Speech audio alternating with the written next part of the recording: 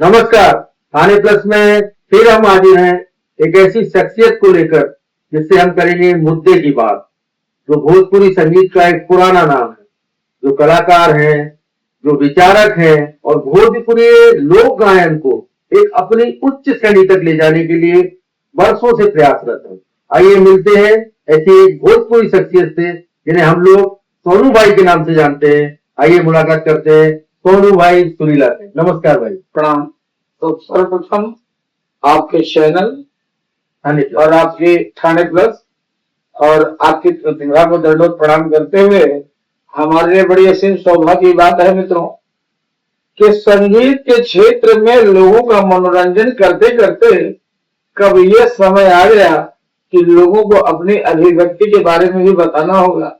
ये बात बड़े आनंद की स्फूर्ति देती है, क्योंकि हर कलाकार को सबसे पहले चाहिए तालियां। तालियों का महत्व, जनता तो तालियां बजा देती है, लेकिन ये कभी जनता ने समझने का प्रयास ही नहीं किया कि तालियों का मतलब क्या होता है। क्योंकि आज का महत्व ये है कि लोगों के लिए पैसा महत्व रखता है, तालियों का महत्व जनता को नहीं पता है। कि अगर तालियां हम बजाएं ऐसे तो लोग उसको अलग अलग संज्ञा में देखते हैं, लेकिन कलाकृति के जीवन में अगर आप नहीं हैं तो आप जन साधारण व्यक्तित्व ये बात कभी समझ ही नहीं पाएगा कि तालियों का महत्व क्या होता है। ज्यादा से ज्यादा अगर किसी से पूछा जाएगा तो इसको किसी अलग संज्ञा में देगा और लोग ये कहेंगे कि ये तालियां बजा करके मांग रहे हैं। इस बात का बड़ा दुख होता है। सोनू भाई, थाने प्लस की मुद्दे की बात में आपका बहुत बहुत स्वागत है। जी प्रणाम। हम सभी आपसे मिलकर बहुत प्रसन्नता महसूस कर रहे हैं। मेरे लिए सौभाग्य की बात है। तो सोनू भाई, मुद्दे की बात में चर्चा करते समय मैं शुरुआत ऐसा करूंगा कि भोजपुरी साहित्य, भोजपुरी संगीत जगत तो बहुत पुराना है जी, और इसका इतिहास बहुत विशद है जी। लेकिन मैं जहाँ तक जानता हूँ कि वर्षों से भोजपुरी संगीत की जो परंपरा चली आ रही है उसके संपर्क आप भी चलते आ रहे हैं जी। आपके पास भी ढेरों सारे अनुभव हैं जी। और भोजपुरी गायन की शैली में, संगीत की शैली में आपने लोक गान का जो विधा चुनी है जी, उसको चुनते समय आपका पहले तो आपका क्या मूल उद्देश्य था जी, और उसको आज तक लेके आप आ रहे हैं, उसके प्रति आपके कैसे अनुभव है, जरा बताइए दर्शकों को। सबसे पहले तो हमारे इंटरव्यू लेने वाले हमारे बड़े भाई राकेश सर, इनका भूतपूर्व भी जीवन आप अगर आप देखेंगे तो ये यूपीएससी के विद्यार्थी थे, ये आईएएस बनते। समय की मार और समय की व्यथा। देखिए होता क्या है, जीवन में बहुत कुछ लोग चाहते हैं कि हम करें। हम भी चाहते थे कभी कि हम आईपीएस बने, आईएएस बने, लेकिन परिवार की मूलभूत व्यवस्थाएं, परिवार का संस्करण, माली हालत, मैं खुल के बोलने के आदेश आऊंगा। क्योंकि होता क्या है कि हम अपने जीवन में बहुत सारे सपने सजाते हैं, हमारे इर्द गिर्द का एनवायरमेंट, हम लोगों के साथ में रहने वाले लोग, और दुविधा की बात तो यह है कि अगर आप इस समाज की बहुत बड़ी विडंबना यह है कि समाज जिस परिप्रेक्ष्य में आप रहते हैं, जिस समसामयिक परिवेश में आपका जीवन यापन हो रहा है, अगर इससे कुछ यूनिक और कुछ बड़ा करने का प्रयास अगर आप करेंगे तो सबसे पहला कदम खींचने वाले आपके अपने ही लोग हैं, क्योंकि वो नहीं चाहते कि आप कामयाब हो। इसी व्यथा के शिकार हम भी हुए। टैलेंट तो बचपन में ही था आप ही की तरह। नहीं सोनू भाई, आप में टैलेंट की कोई कमी नहीं है जी। और आप अथक प्रयासों के बावजूद भी इस भोजपुरी लोक गायन की कला को यहाँ तक लेके आए, ये कोई मामूली बात नहीं है जी। हमारे दर्शक सिर्फ ये जानना चाह रहे हैं कि जब से आप इस विधा में शामिल हुए तब से आज तक बहुत सारे परिवर्तन आपको देखने को मिले, तो आज आपको कैसा लग रहा है? भोजपुरी लोक गायन की ये शैली कहाँ पहुंच रही है आपके अनुसार? मैं वही बात तो बता रहा था सर। हाँ। क्योंकि क्या है, हर आदमी का अपना अंदाजे बयां अलग होता है जी। एक भिखारी से पूछेंगे कि तुम क्या करना चाहते थे, तो उसके भी कुछ न कुछ अनुमान रहे होंगे अपने जीवन के। बिल्कुल। और जो उच्च पदों पर आसीन है जी, क्योंकि वो कामयाब हो चुके हैं, इसलिए उनको एक्सप्लेन करने की ना तो कोई दिलचस्पी है। हाँ। और ना वो बताने की क्षमता रखने में कोई जिज्ञासु है। बिल्कुल। क्योंकि जो कामयाब नहीं हुआ वो हमेशा तो इस ललक में लगा ही है कि राम आएंगे आएंगे राम आएंगे। अब आप कहेंगे कि ये बात कट करना आपने कहां से कहां ले लिया। भाई साहब 26 साल तक सुप्रीम कोर्ट पर ये अवधि जो हम लोगों ने झेली है, मर्यादा पुरुषोत्तम भगवान श्री रामचंद्र जी को भी जब वनवास के बाद भी अपने घर में आने में सुप्रीम कोर्ट के तत्वाधान में भी 26 साल लग सकते हैं, तो हम लोग तो बहुत छोटे से गलती है। नहीं सोनू भाई, बात ऐसी नहीं है। भोजपुरी में आप एक जाने पहचाने नाम है, इसमें कोई दो मत नहीं है। आपका प्रयास, आपका संघर्ष भोजपुरी के साथ सतत चला आया है और चला आता रहेगा। भोजपुरी को सतत बनाने में आप जैसे कितने पुरोधा उसमें नींव का पत्थर बने। लेकिन आज की जो वर्तमान जनता, युवा जनता, ये जानना चाह रही है कि जो देखिए एक तरफी कहा जाता है कि भोजपुरी संगीत अच्छा नहीं है वगैरह वगैरह वगैरह। मैं इस मत से सहमत नहीं हूँ। भोजपुरी अपने वैभव को तब भी प्राप्त था, आज भी प्राप्त है। हमें अपने दृष्टिकोण को बदलना चाहिए, है ना। भोजपुरी में आज भी अच्छे गाने वाले, आज भी अच्छे लिरिक्स या अच्छे गीतकार, अच्छे संगीतकारों की कमी नहीं है। तो मैं आपसे ये जानना चाह रहा हूँ कि भोजपुरी का वैभव जैसा भिखारी ठाकुर की परंपरा से चला और आज तक चला रहा है, चाहे वो पवन सिंह के माध्यम से चल रहा हो, खेसारी के माध्यम से चल रहा हो, खेसारी जी के माध्यम से चल रहा हो, उस परंपरा को और आगे कैसे ले जाया जा सकता है? आप युवाओं को उसमें कैसे शामिल होने का आह्वान करेंगे? देखिए, सबसे पहले तो हम आपको बता दें, अवध और भोजपुरी ये दो प्रांतीय भाषाओं का समावेश जरूर हो सकता है। साहित्य के दृष्टिकोण से रामचरितमानस सबसे बड़ा उदाहरण है। पृथ्वीराज रासो बुंदेलखंड का बहुत बड़ा उदाहरण है। बघेली में बहुत बड़ा उदाहरण है। अगर भाषाई ज्ञान हम रखते हो तो इससे परे जो आपका सवाल है कि समसामयिक स्थिति परिस्थिति क्या है, पहली बार का हम उद्बोधन बता दें। नासिर हुसैन साहब भारत के प्रथम राष्ट्रपति महोदय डॉक्टर राजेंद्र प्रसाद जी से किसी आयोजन में मिले। अच्छा। और नासिर साहब पर नजर पड़ते ही डॉक्टर राजेंद्र प्रसाद जी ने, भारत के प्रथम राष्ट्रपति महोदय ने, एक सवाल बड़ा विनम्रता पूर्वक कहा कि का नासिर भोजपुरी पिक्चर ना बन सकेला, क्योंकि वो बहुत अच्छे एडवोकेट भी थे। अच्छा। और भारतीय राजनीति में एक प्रशस्त भूमिका निभाने वाले डॉक्टर राजेंद्र प्रसाद जी का एक अलग ही विराट स्वरूप था।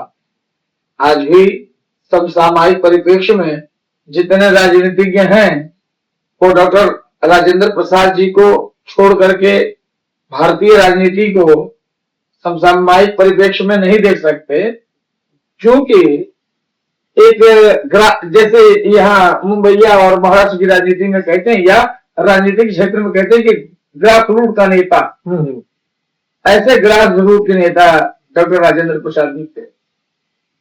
उन्होंने नासिर साहब से कहा कि क्या भोजपुरी में कुछ ना बन सकेला, यही गवई लहजा था, इसको आप बुंदेलखंडी से भी जोड़ सकते हैं, इसको बघेली से भी जोड़ सकते हैं।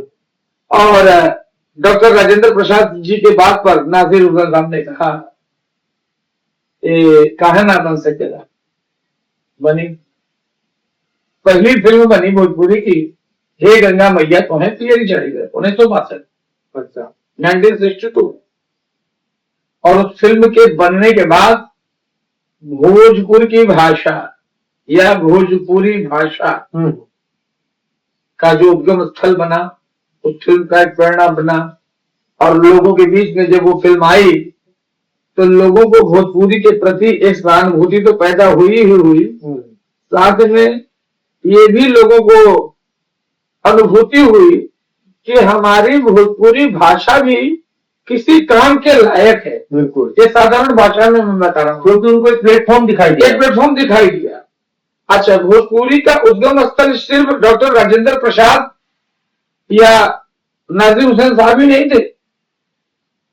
इससे पहले महेंद्र मिश्र, भिखारी ठाकुर, राहुल सांकृत्यायन हंसी हंसी पनवा खिलाए जी, विदेशिया का भाव विदेशी आप जानते हैं।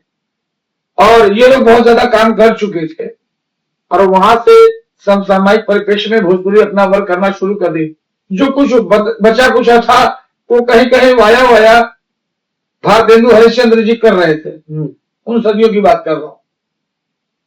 वो हिंदी का उद्गम स्थल बना रहे थे, यहाँ राहुल सांकृत्यायन अपना काम कर रहे थे। और इन कालखंडों को अगर अपने समसामयिक परिप्रेक्ष्य में आप लेंगे तो कहीं ना कहीं हिंदी की परिपाटी जो है वो अपना वर्क कर ही रही थी। अब आपके झांसी में चले तो न रहो न निराश करो मन को, कुछ काम करो जग में रहकर कुछ नाम करो, ऐसी ऐसी कविताएं अपना वर्क कर रही थी।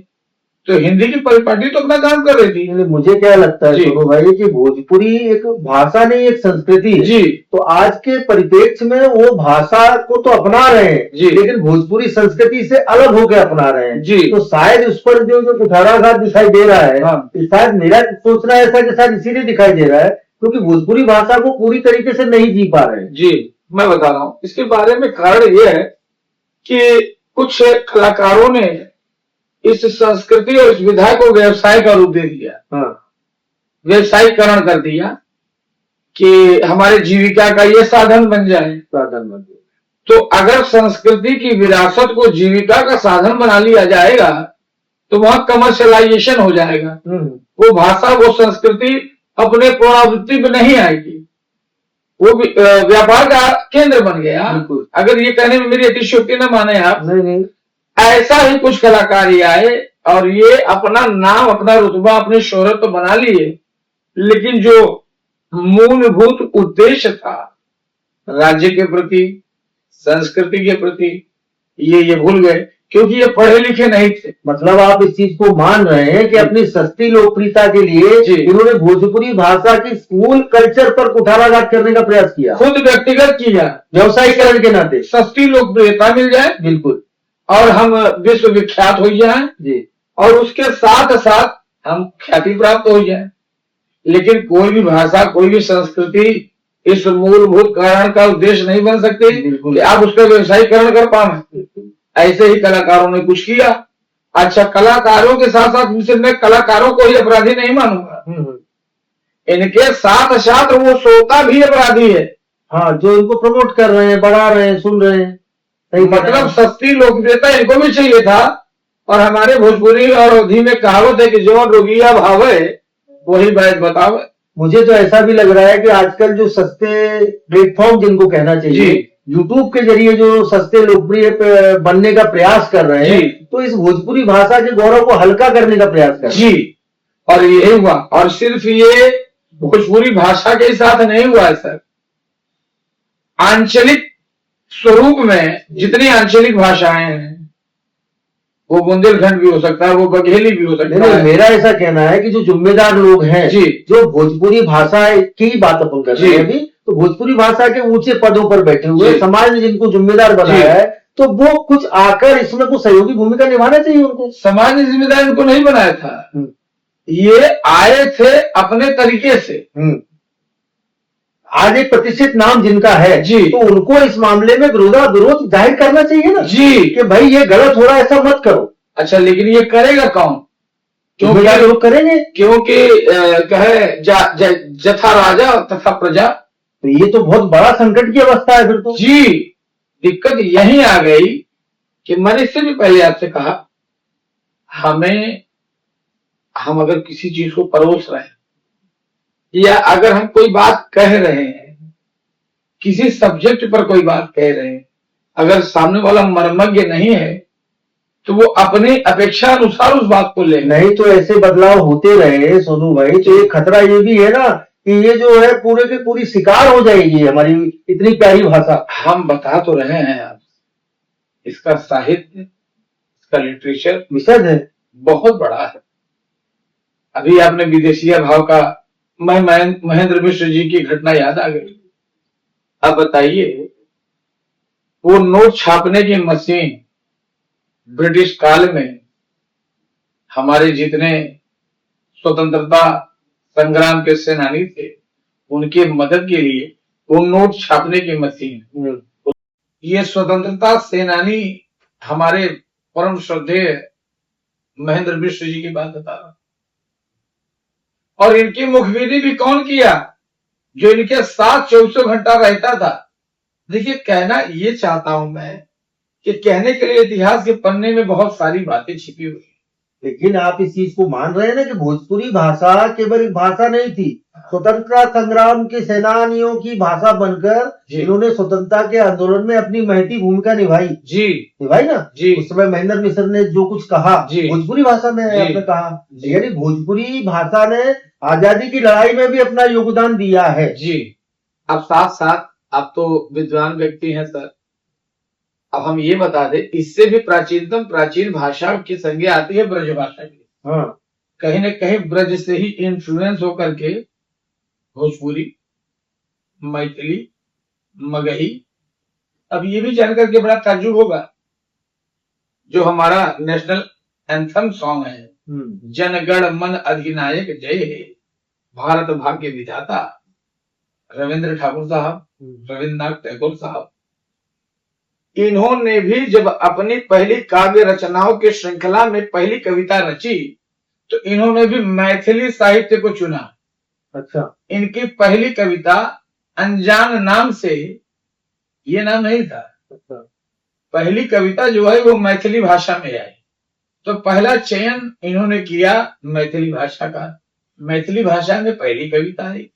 उसके बाद फिर जो समसामयिक आप देख रहे हैं अभी के परिप्रेक्ष्य। सोनू भाई, भोजपुरी के बारे में इतनी विस्तृत चर्चा अपनी चल रही है, तो मेरे कान थोड़े से सुनना चाह रहे हैं कि भोजपुरी की एक लाइन थोड़ा सुना लें, कोई भी जो आपकी लोग पसंदीदा भाषा। देखिए, अभी जैसे आपने कहा उसमें देखिए भावार्थ के रूप में ध्वनि सिद्धांत के अनुरूप जो पहली रचना मेरे जहन में आई, तत्काल प्रभाव से मैं वो सुनना चाहूंगा।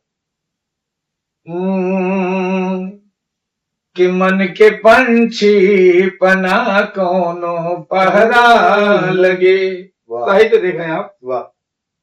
कि बन के पंछी पना कोनो पहरा लगे, जे भोजपुरी जाना था।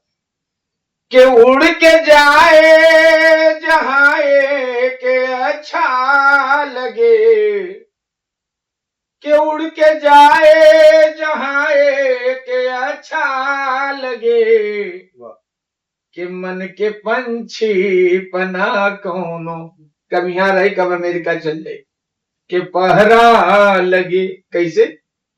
ये तो मुखड़ा अंतरा सुने। के रंग और रूप ना देखे नैया कबो। विश्लेषण भी करता चलो कि प्यार कभी रंग और रूप नहीं देखता। के रंग और रूप ना देखे नैया कबो, नया ने प्यार। के रंग और रूप ना देखे नैया कबो, के रंग और रूप ना देखे नैया कबो।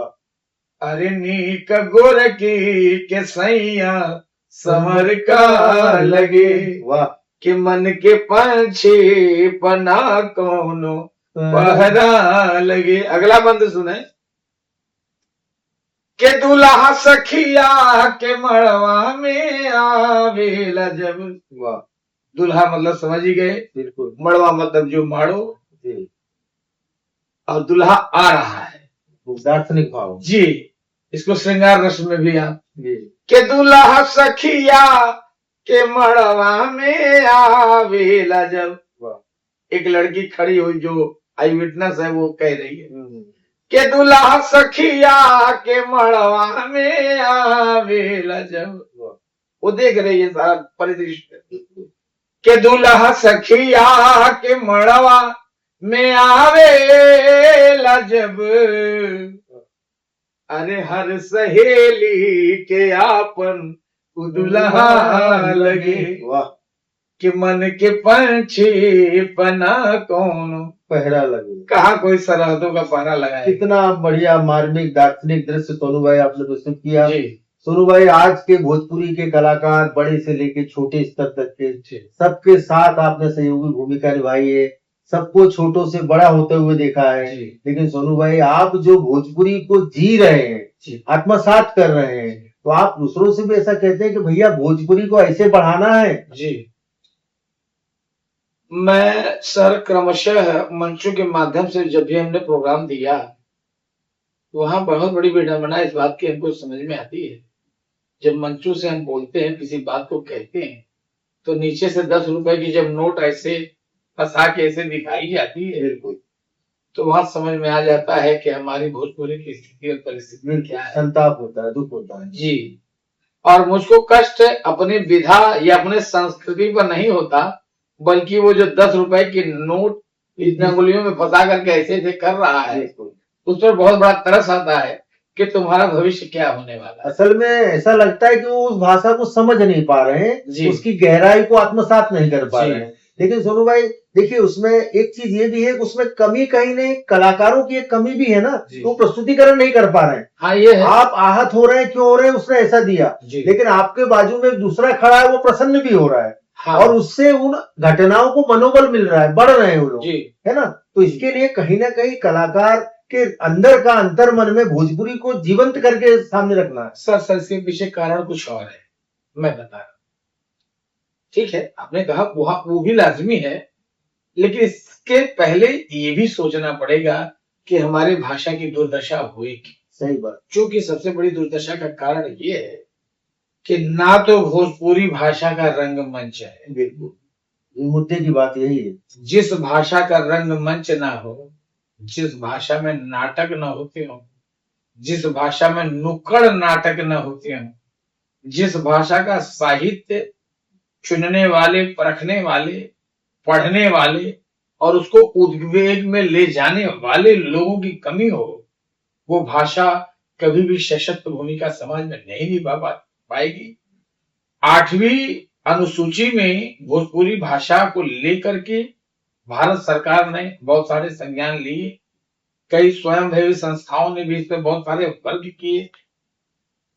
देखिए क्या है, हिंदी और भोजपुरी ये माँ और मौसी का संबंध है।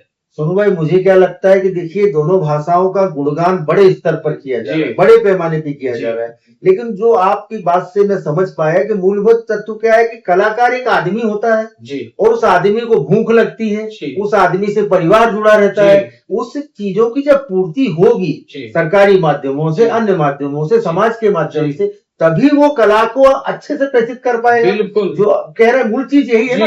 तो सरकारी या सामाजिक मददों को न मिल पाना इसके विकास में बाधा बना हुआ है, ऐसा मुझे लगता है। बिल्कुल बना है। जब भारत के प्रथम राष्ट्रपति महोदय ने ही ये बात कही थी नासिर हुसैन साहब से, उसके बाद इस भाषा को किस धारा में ले जाया गया। अभी एक बड़े कलाकार का कहना था कि भोजपुरी कलाकार भोजपुर में 1-2 फिल्में गाने गा के बड़े होते हैं और बड़े होने के बाद अपने इंडस्ट्री को छोड़ देते हैं। तो मेरा सोचना ये है कि उनके लिए वो इंडस्ट्री बनाई गई है क्या, उस बारे में कहाँ जोर हो रहा है। मैं बता रहा हूँ, इसका सहारा ले करके, मैं नाम तो नहीं लूंगा, कई लोग सांसद बने, कई लोग मंत्री बने, कई बहुत बहुत पदों पर आसीन हुए। बिल्कुल, सहारा लेकर के पहुंच तो गए, बिल्कुल, लेकिन नीचे के प्लेटफॉर्म को हटा दिया जी, उसको भूल गए। आज भी मैं इसको ऐसे भी व्याख्यान्वित कर सकता हूं। आज बताइए, जितने बड़े मंत्री मिनिस्टर हैं, मैं अपने पूर्वांचल की बात करता हूं जी, सबसे ज्यादा प्रधानमंत्री वहीं से गए, हमारे उत्तर प्रदेश से हुए हैं। बिल्कुल, और जरा कहना तो नहीं चाहिए, ये बहुत बड़ा प्लेटफॉर्म है, लेकिन फिर भी मैं कहूंगा, मैं प्रधानमंत्री महोदय के पद की गरिमा का सम्मान कर रहा हूं, लेकिन मैं उन सभी लोगों से ये पूछना चाहता हूं कि जितने लोग उत्तर प्रदेश की मिट्टी से बन करके बाहर गए, देश में गए, देश में प्रख्यात हुए, विदेशों तक गए, ख्याति को बनाया, क्या वो लौट करके कभी गांव आए? और गांव आकर के कभी उन्होंने ये देखने की कोशिश की कि वो चापाकल की स्थिति क्या है, जिस कुएं से पानी पी करके हम यहां तक पहुंचे थे, जिस डिबरी की रोशनी में हमने एजुकेशन प्राप्त किया था, वो डिबरी अभी भी उसमें तेल है या नहीं है? देखिए, कहने के लिए सर बहुत कुछ है, कहना मैं बिल्कुल नहीं चाह रहा हूं कि मैं संतप्त हूं, अंदर से बहुत टूटा हूं। मैं पढ़ता निरंतर रहता हूं, साहित्य लिटरेचर मेरा सब्जेक्ट रहा है, बहुत बोलूंगा तो कहीं से डांट भी सुननी पड़ेगी। नहीं, आपकी पीड़ा समझ रहा हूँ सोनू भाई। आपका कहना यही है कि भोजपुरी भाषा जी। का उद्गम जो हुआ, जी। उस उद्गम को लेके लोग शीर्ष तक पहुंच गए, हाँ। लेकिन बाद में उस उद्गम की चर्चा नहीं होती। जी। यही एक पीड़ा का कारण है। बिल्कुल सही। तो आपको लगता है कि सरकारी मददें भोजपुरी भाषा के साहित्य को, संगीत को बढ़ाने के लिए आगे आके होनी चाहिए? बीर अब्दुल हमीद साहब हमारे गाजीपुर के हैं। परमवीर चक्र मिला उन्हें। जी। कौशल कभी मरता नहीं है। ऐसे ऐसे मैं 1000 नाम यहीं बैठे बैठे गिना सकता हूँ। नहीं, भोजपुरी साहित्य आज भी कोई रूखा नहीं है। उनके उनमें एक से एक कलाकार, एक से एक साहित्यकार, लेखक आज भी भरे हुए हैं। लेकिन आपकी बात वही है कि उनको बढ़ावा देने के लिए कुछ जगह नहीं मिल पा रही। जी। डॉक्टर राही मासूम रजा जिन्होंने अभी महाभारत, B.R. चोपड़ा साहब की महाभारत की पूरी स्क्रिप्टिंग की। भोजपुरी साहित्य ने, हिंदी साहित्य ने बहुत कुछ दिया है देश जी। दुनिया को, लेकिन अब हमारी बारी है उसको देने के लिए। जी। ऐसा मुझे लगता है।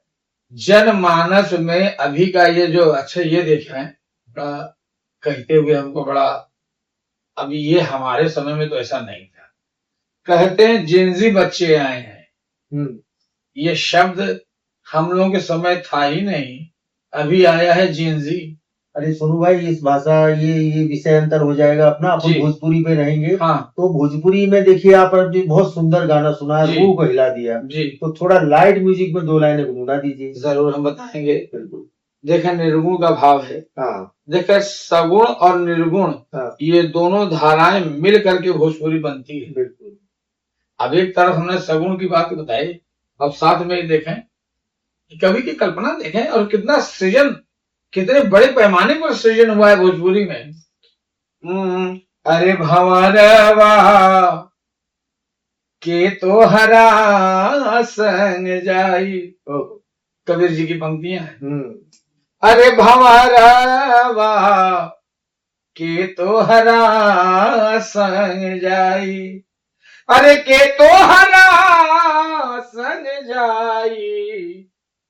मैं थोड़ा उग्र होके गाता हूं तो कृपया हमारे श्रोता, नहीं, लोक गायन की आपकी शैली है। अरे के तो हरा संग जाई, अरे भंवरवा के तो हरा संग जाई। सांकेतिक दर्शन है। अगली पंक्ति देखें। अरे आवे के बेरिया सबके हो जाने ला। गाँव में डुगडुगी बजती थी, बरतानिया हुकूमत में भी, वैसे बच्चों के आगमन पर भी बहुत सारी विधाएं थी जो विलुप्त हो गई। आवे के बेरिया, एक जोगी गेरू वस्त्र पहन के सरंगी लेकर के जा रहा है, उसके बगल में डुगडुगी बजाते हुए जा रहा है। ये तक का भाव है। क्या दृश्य प्रायः गांव में आपने देखा होगा। अरे आवे के बेरिया, और सूर्य ढल रहा है, तब का परिदृश्य है। के आवे के बेरिया सबके हो जाने ला, दुआरा पर बाजे ला बधाई। ये राजा हुई है, महाराजा हुई, अभी जो गाना चल रहा है, बट कल्पनाओं की तो कोई कल्पनाएं तो अविरल है, वो चलती रहेगी। वही भाव के आवे के बेरिया सबके हो जाने ला, दुआरा पर बाजे ला बधाई। क्यों बधाई बज रही भाई? अभी तो पैदा हुआ, आप कैसे जान गए कि ये डीएम होगा, कलेक्टर होगा, क्या होगा? लेकिन नहीं, ये हमारी संस्कृति है कि आया है तो ये कुछ करने के लिए आया, क्योंकि जिस माटी पे इसने जन्म लिया है, इस मट्टी की सौगात ही बहुत बड़ी है। आवे के बेरिया सबके हो जाने ला, दुआरा पर बाजे ला बधाई। अब देखें, अब सगुण के साथ निर्गुण अब यह टर्न करेगा। अरे जाए के बेरिया केहू न जान, ओरिजिनल भोजपुरी ये है जो शिव की बात करती है। बगैर शक्ति के शिव शव है, निर्गुण निराकार, जिसको अद्वैत वेदांत आप कहते हैं। कि जाए के बेरिया केहू न जाने